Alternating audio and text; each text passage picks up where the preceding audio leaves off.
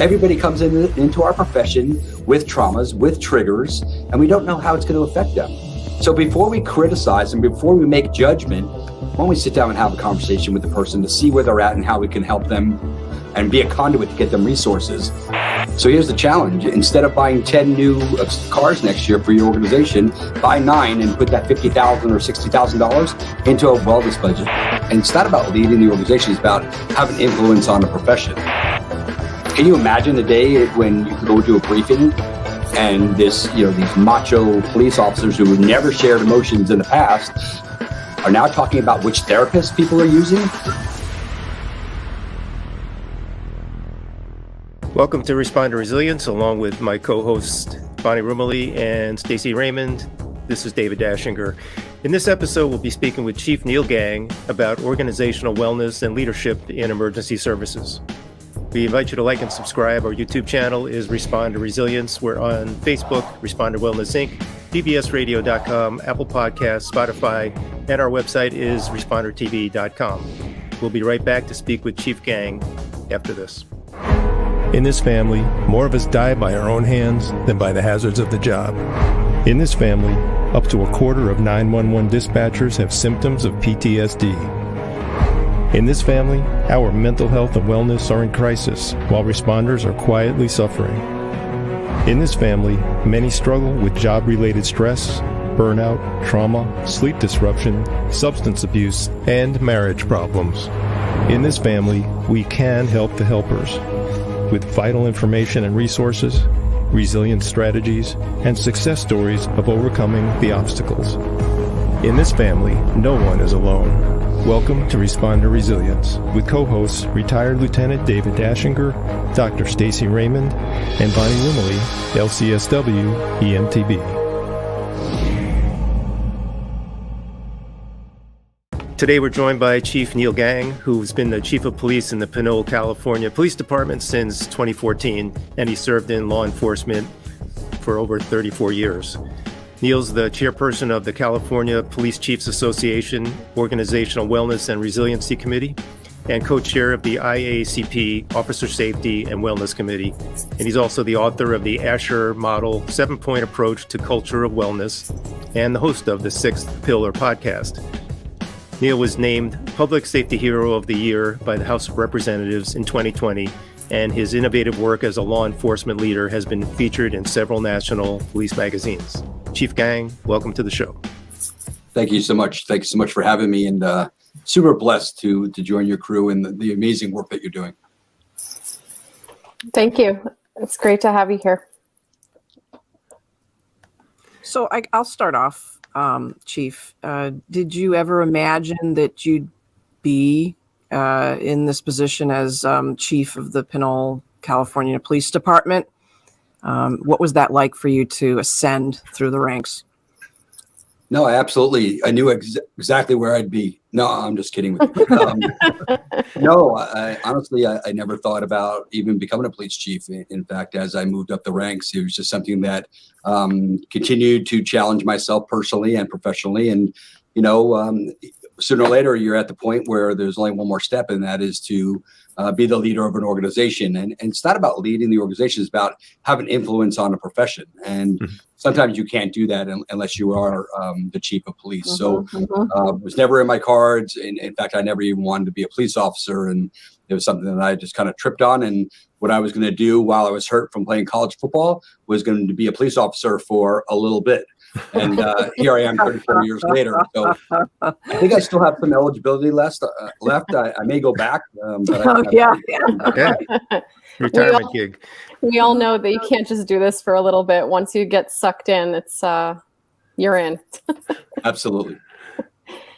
So when you think about, you said something very interesting about becoming chief, that it wasn't about you, but it's about making a difference in your profession. Can you talk a little bit about that? Just because we see a lot of viewpoints, right? And there are a lot of different leadership styles, but that's a really great comment I want to hear more about.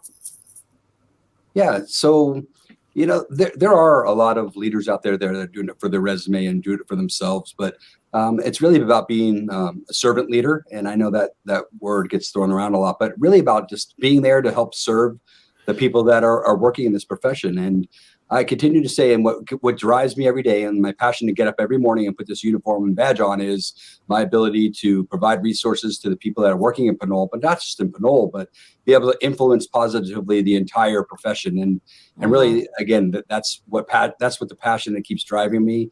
And that's what keeps me every day, getting dressed and enthusiastic about continuing to do work in policing. And you're spreading the word in many different ways. And one of them is we have had the pleasure of having Conrad Weaver on the show as a guest, talking about his movie PTSD911. I have 4 years till retirement, and I got to be okay, and I got to make it. Right now, our profession is being challenged. We're going through a really, really difficult season. There's no time like the present where officer wellness has to be your number one priority. We have to do a better job as leadership in our profession to understand that is what we're dealing with, people. And I think it's really important that is our number one resource, and that it has to be our number one priority moving forward if we want to change this profession. And I know that your department and you were kind of pivotal in making that movie a reality. Can you talk a little bit about the role that the Pinole Police Department played, and then what it was like having a film crew riding along? Yeah, thank you for the question. And Conrad's a great guy, and the effort that they put into this documentary and having an opportunity just to have a small piece of that is really a blessing for us at the Pinole Police Department. Really, honestly, it's about sharing our message and our narrative. And as first responders, we don't do that very well, but we always say there's a human behind the badge, but there's really a heart behind the badge. And this really gives us an opportunity to kind of peel back the layers a little bit and allow people to realize that this is not who we are, right? This is just a profession that we do. And that there's everybody that comes with this, there's a human behind that, and there's impacts and there's traumas in our profession. They say major, in a career, someone will sustain about 188 major traumatic events in our profession. And, that's not shared around the country. There's no news media outlets sharing that. So I think we had the opportunity really to kind of to show everybody what the heart is behind the badge. And we are susceptible to all other life's challenges on top of the challenges of being in policing right now. I think chiefs have a multitude of competing interests, responsibilities as well, right? Along with recruitment, retention. There's so many different topics that you have to tackle, but how do you let your people know in your organization that they're important in the busyness of leading? How do you do that on a day-to-day basis?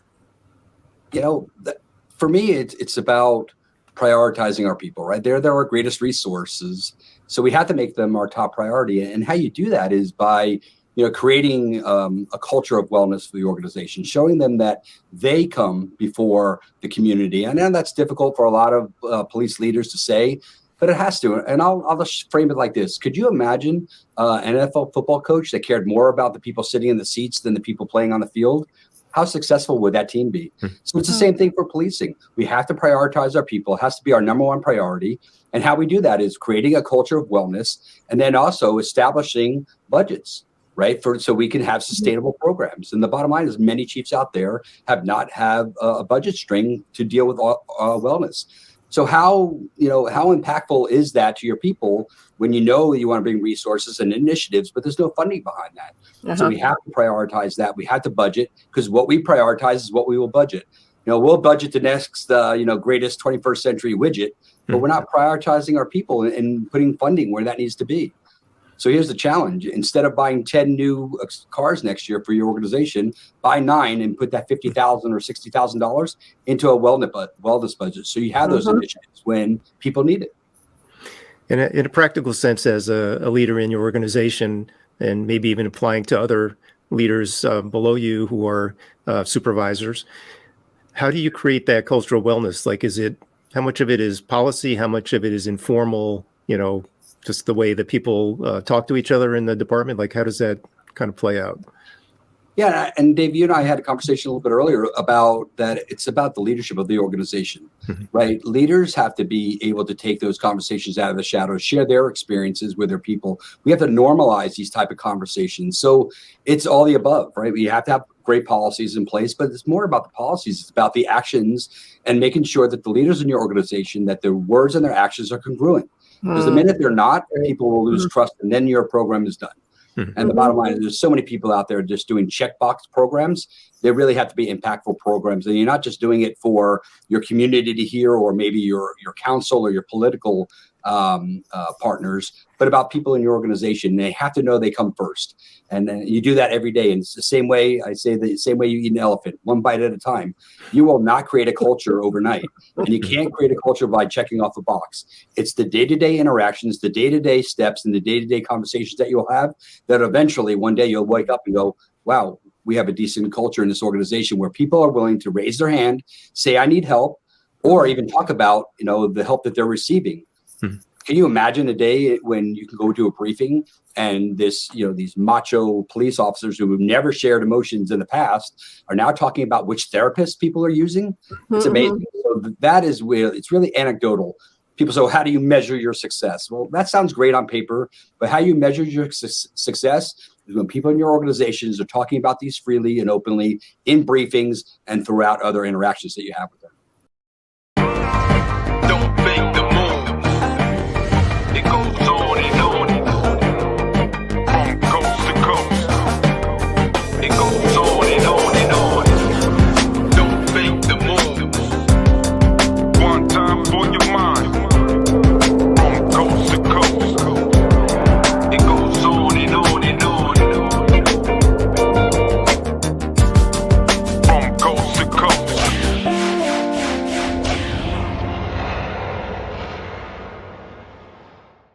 So really, it's from the top down, trying to institute a cultural change. That's really what you're saying, is having people embrace wellness and be okay with asking for help, admitting that they're getting help, especially if they're not going to get penalized, for that. So I'll have a question for you about since wellness programming is something that you're known for. Specifically the Asher model. Who was Police Officer Asher Rosinsky? Tell us about him and then about the model. Yeah, thank you, Stacey. I appreciate the lead in for that. And I wish we had more time and I'd share the entire story, but I'll be brief. So Okay. Asher Rosinsky and I were police officers down in South Florida together, and we went to the academy together in Pembroke Pines, Florida, which is right outside of Hollywood. I was in his wedding. This guy was a decorated Marine before he became a police officer, dedicated father. And, the bottom line is we never know what's going on behind the scenes, and we don't know what's going on inside of people. Everybody talks about, well, what red flags were there? Well, if you're going to sit back and wait for red flags, you're probably going to continue to miss things. So, Asher was a great police officer. If you ever drew a picture and had an ideal of what an officer should look like, it was Asher Rosinsky. I mean, this guy's uniforms, his creases had creases. That's how clean this guy was, and dedicated to the profession. Just all he ever wanted to do is be a police officer. Well, he had some off-duty incidents that happened. And what happened was he came back to the organization, and there was something that I talk about. It's called trauma-informed leaders. And this person that was his mentor was not a trauma-informed leader. And it was actually some other words that I probably won't say on the air. But the bottom line is he came back to the organization. This mentor of his continued to tell him he's going to lose his job. He's not going to be able to continue as a police officer ever again. And again, this guy's dream about being a police officer came shattering down. But one morning, it's early in the morning, around 3, 4 in the morning, and my phone rings. And for some of the millennials out there, that's actually used to be a box on the wall. It wasn't something that's in our pocket. With wires attached. Yeah. People have no idea what that even is anymore. And I answer the phone, and there's a gentleman screaming on the other side saying, Asher is dead. And he's screaming and crying. He says, Asher is dead. And before I could even say another word, they say it one more time. So I sit back and I go, what are they talking about? And for some reason, I guess it was just my way of responding. I thought it was a joke. I thought they were joking. I thought it was a sick joke, but that's what my initial reaction was to it. But the bottom line says, no, Asher, shot himself. And I said, wow, I just, you don't hear about those things. That was in the 90s, so we never thought about those type of things. And, what drove me and where my passion really started was the day after finding out about Asher who died, and walked into a briefing room with no resources, somebody who was really uninformed, just really handled things as normal, gave out our beat assignments, gave them out our lunch periods, and told us to go 10-8, which means, go back in service. No chiefs, no peer support, no chaplains. And, the landscape was different back then. So I get it. But it was that day I sat back in my police car and I said, if I ever get an opportunity to be in a leadership position and change the outcome of these type of incidences, I'm going to make a difference. And, years and years, decades, resonated inside me, and eventually came up with the Asher model, which is a 7-point approach to creating culture wellness in our organizations. Thank you for being so candid about that. And we're sorry that you had to lose a friend. But I think that he'd be very proud to see what you're doing, and the fact that you take all of that pain, you channel it, and you do something that changes the world for police, because we need more of you. Can you try to multiply soon? Yeah. Because we're trying really, really hard. And I think the change is happening. I think we can all feel it. We're all a part of it, thank God.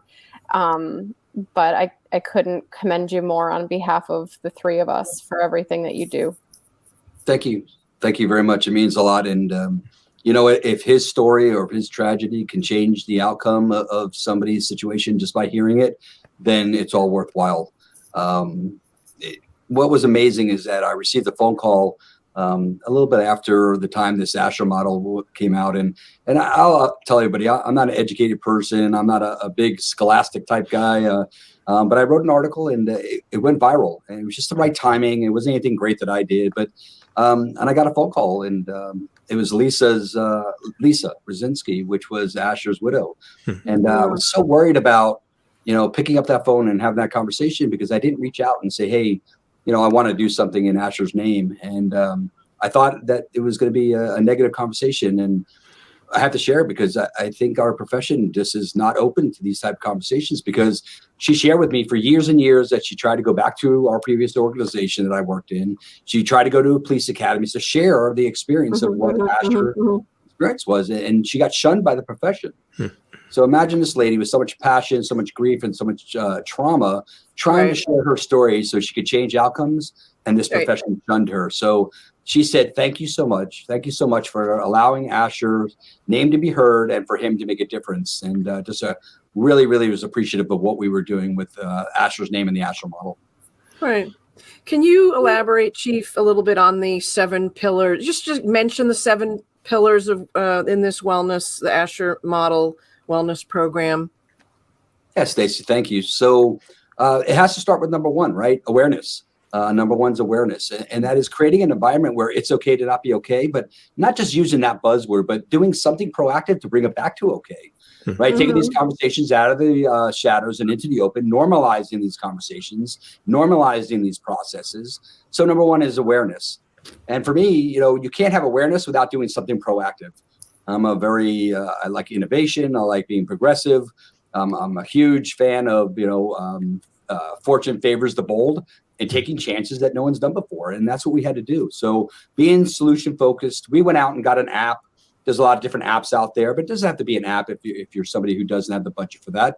Just do something proactive, not just create an environment, but do something proactive. And then 3 is creating a proactive peer support team. One of the most proactive steps you could take with little budget is creating a peer support team that's trained. We added a police therapy dog into our program as well, which, let me give a little hint. I'll talk a little lower for the chiefs out there, but we sell it as it's a great community a tool. But the bottom line is 90% of the impact of that dog is internal. And I wish I had more time to share about that. But so a therapy dog, creating CISM programs and things like that. Right. 4 for us is resiliency, just building out resiliency, teaching people what that even is. Right. Yeah. Educating that on EMDR, educating that on the effects of mindfulness and yoga and all those type of skill sets. So partnering with culturally competent people to come into our police organization and teach our people on what that is all about. The effects of trauma, what PTSD is, and all those type of things. Yeah. And then 5 is healthy habits, which, we can gloss over, but, creating an environment where people can have healthy habits.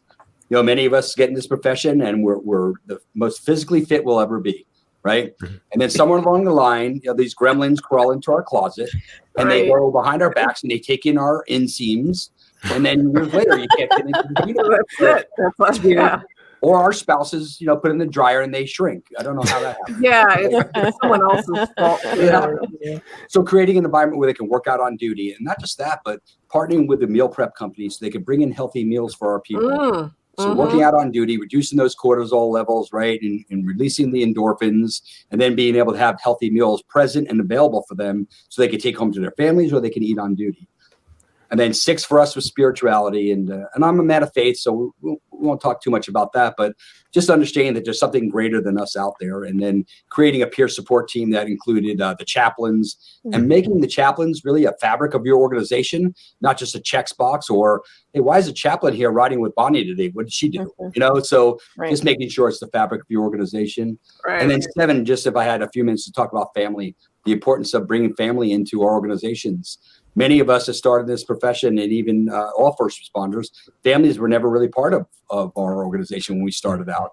They came in when you got pinned, maybe as a badge, or you got sworn in, but really not part of our organization. But really bringing them in and being a part of what we're doing, and then providing resources from rookie to retirement. Right, we have to educate our people on financial wellness, and we have to create an environment so they are educated, a couple of years before they retire. Because we're losing far too many first responders after they retire to suicide than should ever happen. So just creating those environments where we create those opportunities. Because the bottom line is, if you're not creating that partnership with the families now, it's really going to be difficult when the crisis occurs, right? And I've been a chief for almost 10 years now. I've never walked down the hallway and said, hey, how you doing?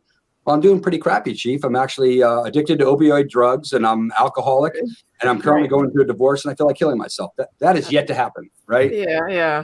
So we have to create an environment where people at home can call in the organization. They're comfortable calling the chief, or they're comfortable calling your peer support. Hey, my spouse is despondent, and they're more angry, or they're drinking more. That is where any red flags be shown at home.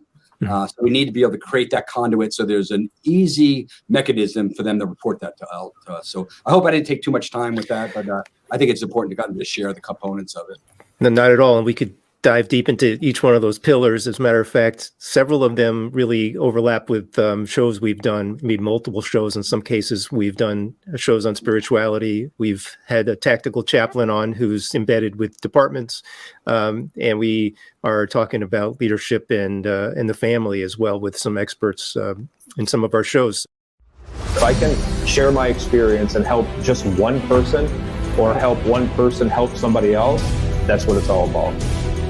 We're trying to break down the stigma. We're trying to share that there are great, effective resources out there. Vulnerability is a strength. It's not a weakness. What I've heard from all of the subjects in my film is that I think my story can help someone else. And as police officers, we always want to go in, see problem, fix problem.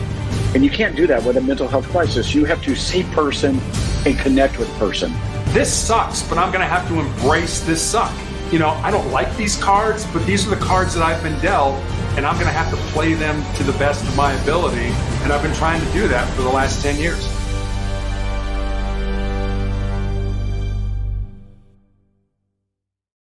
Reflecting back on your pillars, I'm curious why your podcast is called the Sixth Pillar Podcast, and can you tell us a little bit about what that show does?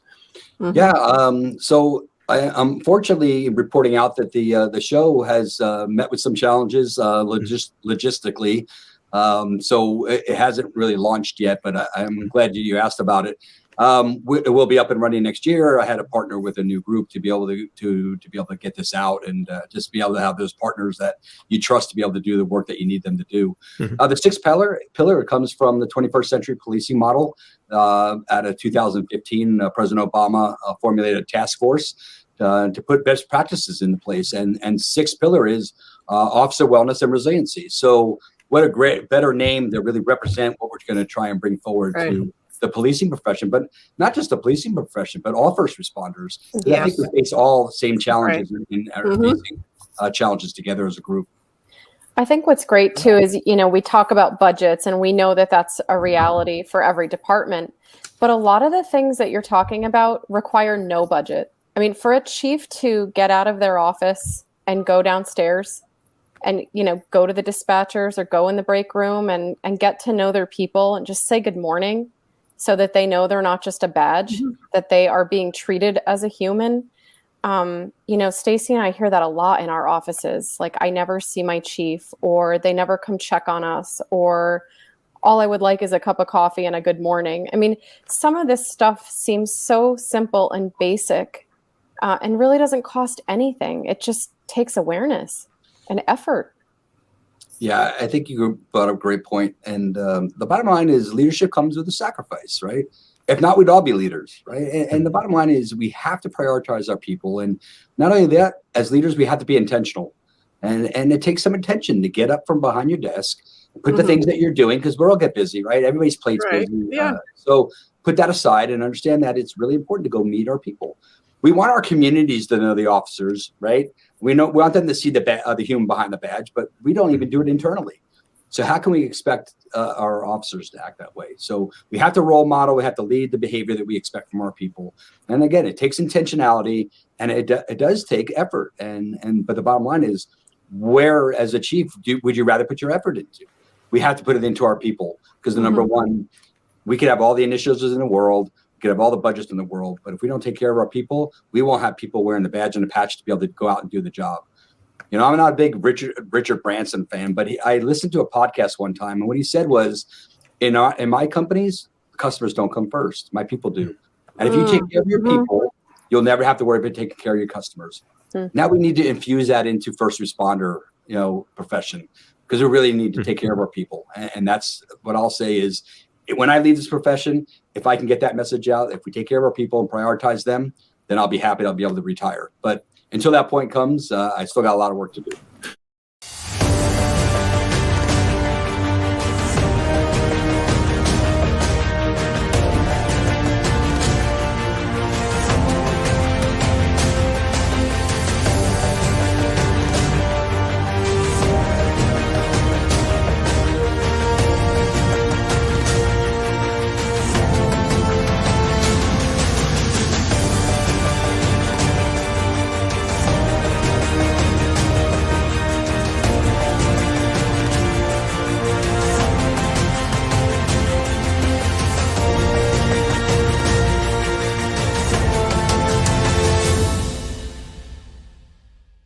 I'd love to have you talk a little bit about a term you used, trauma-informed leaders. We talk about trauma-informed therapists, but what is a trauma-informed leader? So going back to the Asher situation, I'll just kind of use that as a poor example. It's understanding the leaders and the first line supervisors have to understand that trauma affects people differently. Right. And they have to understand that our people are going to face a lot of traumas, and everybody, it affects them differently. They're going to respond differently. And sometimes the behaviors that they're seeing, that they're not intentional by the employees. Sometimes it's just a result of the trauma that they sustain. So educating anybody in your organization about what trauma is, what it means and what it looks like, and how people may respond to trauma is really important, because as we lead, we get so caught up in the fact of, this is what I learned in first line supervisor class, and this is how I have to handle a situation. Many times we'll put somebody on a performance improvement plan before we ever sit down and ask them what's going on and how can I help you. So I think it's really just having them being more educated about the human skills, right? The profession is broken in a way, right? We promote the tasks, but we don't promote people with human skills. And that's a whole different conversation. But I think it's part of that, having them be aware of what trauma is, because this is what happens. And I'm sure, Dave, in your experience, you've probably seen this. We may get a call for service where 3 officers are on scene, and it may be a pretty traumatic call. Right. And the bottom line is the next day, 2 people come back, but 1 person stays out because they're sick. Yep. And what happens? Right. The leaders, everybody starts talking about that one negative thing, but we don't know what triggers people. Everybody comes into our profession with traumas, with triggers, and we don't know how it's going to affect them. So before we criticize and before we make judgment, why don't we sit down and have a conversation with the person to see where they're at and how we can help them and be a conduit to get them resources before we criticize them. Well, I'm going to speak the unspoken here, but I wonder how many chiefs themselves have trauma and need help, and how much of the attentiveness or unattentiveness is related to their own traumas. You know, are they avoiding topics or connections because of that reason? You know, so I think it behooves everyone to look at that piece too. I think, Bonnie, that's such an important aspect, because you remember we talked about the 188 major traumatic events in the policing career. Well, chiefs have been in the career 34 years, 30 years. Right. They may have 188 or more. So this is not just about our people. It's about us as well. And the chiefs have to understand that we have to worry about self-care, because we have to be healthy to take care of our people. It's that whole oxygen mask theory you get on the plane, right? What do they tell you? You have to put the oxygen mask on ourselves before we can help others.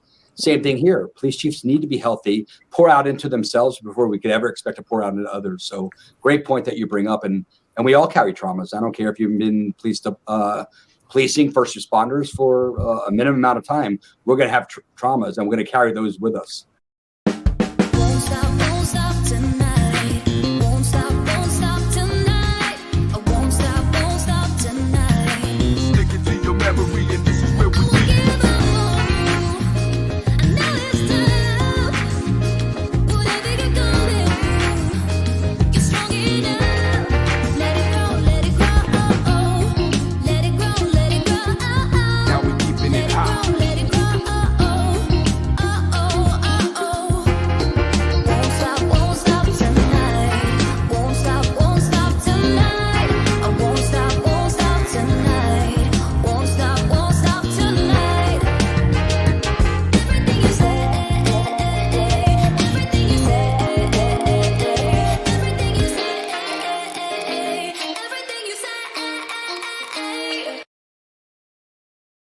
So going back to the topic of families, how can we be more inclusive of the families, especially, you know, in the context of when they may sense that their loved one is going through a challenging time or is struggling with mental health or other challenges like addiction, self-harm?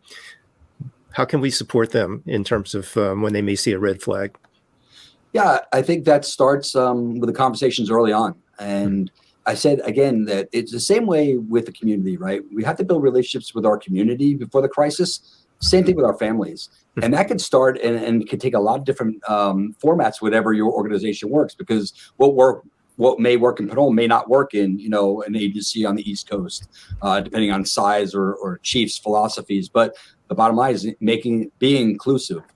So our organization, on the day that people get sworn in, we bring the families in. We give them a tour of the police department. You know, but sometimes they don't even get a chance to see where their loved ones are working for 20 years, right? And then the other part is we give them an opportunity to go through our virtual reality training, where they go through the shoot, don't shoot type of scenarios, just to get a picture of what that looks like. Right. And the last part, I think, is the most crucial part, is I sit down with each family member that comes through, and I ask the employee to step out of the room, and I have a conversation with the loved ones. It may be the spouse, it may be the parents, it may be the child. And we talk about that your loved one's going to change over the next several years. We talk about the traumas. We talk about some of these signs that people will see. And the last thing I do is I give them a copy of Kelvin Gilmartin's book, Emotional Survivor for Law Enforcement. And I give each family member a copy of that. Wow. Before they go, I answer all questions. And the last thing we do is, before we go, we have a QR code in our room, where they step up and they get the same exact wellness app that their loved one has. So they have all the resources as well at the tip of their fingers, so they can help their loved ones get through this profession. Because the bottom line is, we can't get through this profession with ourselves. We can't do it solo. Right. Policing and first responders is a team sport. We have to understand we need resources and we need support from all over, from our families to the command staff to your peers, to help us get through this profession safely. Stacy and I want a copy of that QR code for ourselves. Absolutely. We probably could do something on the side. Don't let the company listen to this podcast. But you bring up an interesting point also, that in today's high-tech world, apps are becoming part of the wellness culture in police, fire, EMS. Can you talk a little bit? You don't have to get specific about the app necessarily, but just talk about how does it help the families? How does it help your employees? Yeah, I think that any chief that cares about their people want them to have resources.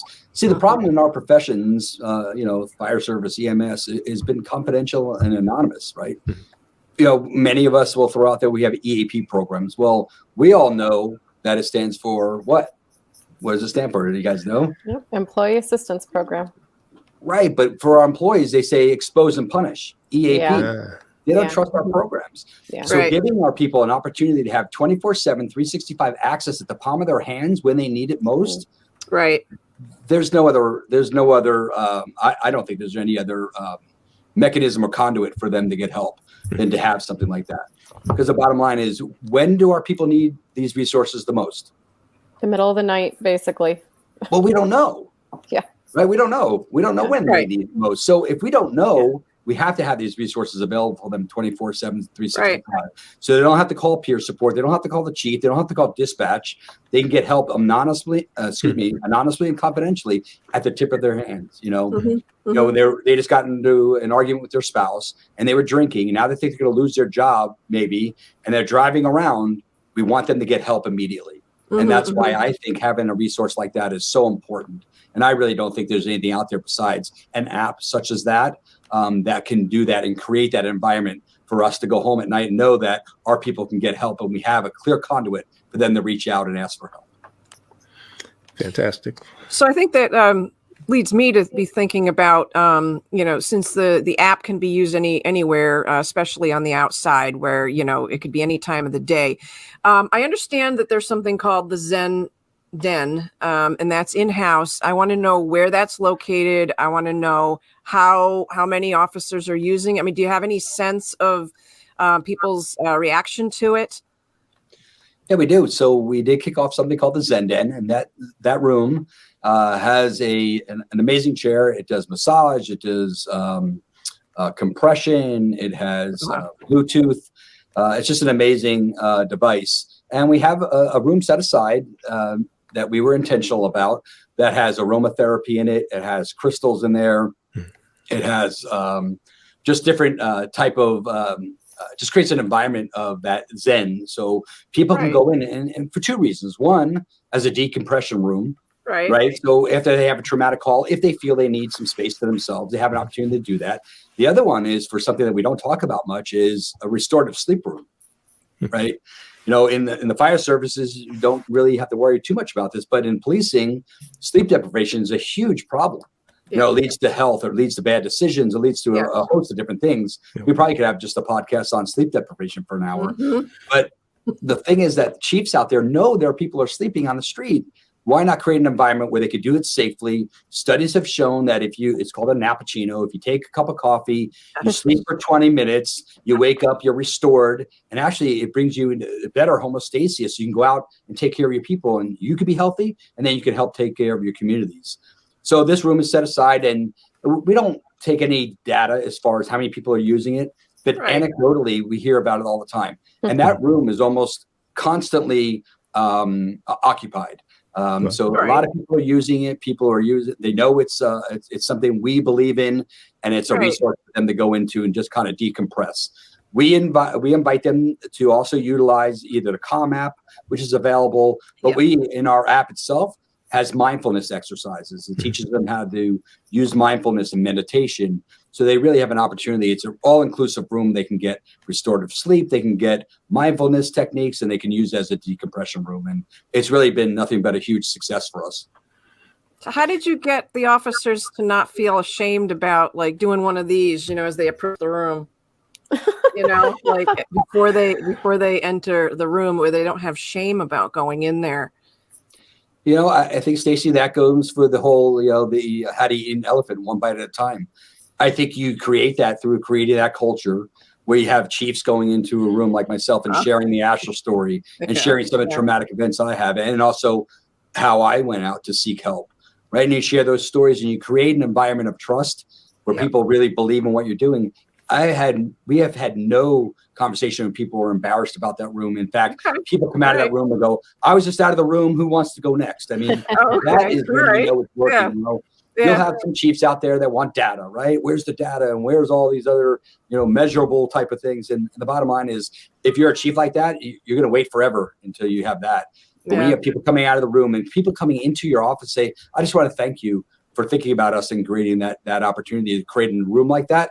it's you could see it on their face. You could see it in their daily activities and interactions that it's in such an impactful room. And really, what was it? Really just a thought about how we can enhance the abilities of our people to be healthy.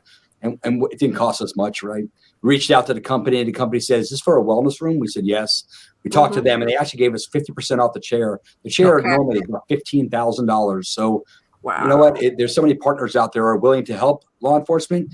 If we are willing to raise our hand, even as a police chief, say we need help from people outside our profession to get us through these type of difficult situations. Well, Chief, we've covered a lot of great stuff, and I know we could keep going, but we'll probably have to come back for round 2 at another point. Love to just let people know where they can find you out there on the internet or social media. What are the best ways to find you out there? Yeah, so they can reach me at my email, which is ngang@ci.pinole.ca.us, or it's even easier to reach out to me on LinkedIn. And I'd love to be able to partner with you and just kind of share experiences. Can I just share one other initiative that we started, Dave? Absolutely, yes.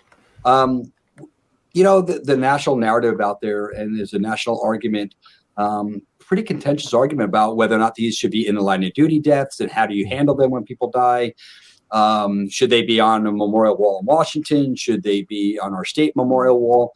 Well, I'm not going to get into that whole political argument, but we started something here called Smash the Stigma police vehicle design. And what we're doing is we're going to design a vehicle to raise awareness to PTSD and police suicide. And we're going to have a special livery for this vehicle. What we've done on LinkedIn at this point is invited anybody that has lost an employee to suicide and they want to honor them by giving them a voice and giving them some recognition. We're going to put their name on our vehicle. So that initiative is kicking off now, hopefully by the first quarter of next year. Currently, we have about 300 names. So, whether or not it makes it to a wall in Washington or your state memorial wall, we're giving you an opportunity to reach out to us. Right. We're going to honor your loved one or your employee, your brother and sister in blue, by putting their name on our vehicle. So we encourage people out there that are listening, if you want to participate in this program, it costs nothing but sending your officer's name to us with a little bit of a paragraph about the facts surrounding what took place. And we want to honor and give a voice to those people that we have lost to suicide. Yeah, well, that is a quite inspiring initiative, and best of luck with that. I know it's probably going to be received very well. It's so unique, and it's a unique tribute to these people that have served and made a sacrifice. So thank you for doing that, and thank you for sharing so generously of your time and your expertise with us today.